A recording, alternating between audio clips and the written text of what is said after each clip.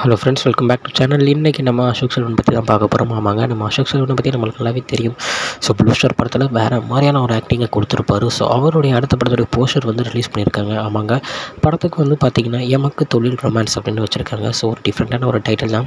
So இந்த படம் வந்து முற்றிலும் ஒரு காதல் கதையாக இருக்கும் அப்படின்றது ரொம்ப நம்ம அதாவது டைட்டில் வச்சு நம்மளுக்கு நல்லாவே தெரியுது. ஸோ இந்த படத்தோட டேரக்டர் வந்து ஒரு புது முக டேரக்டர் அப்படின்னு தான் சொல்லணும். ஸோ அவருடைய பேர் வந்து பார்த்திங்கன்னா பாலாஜி கேசவன்.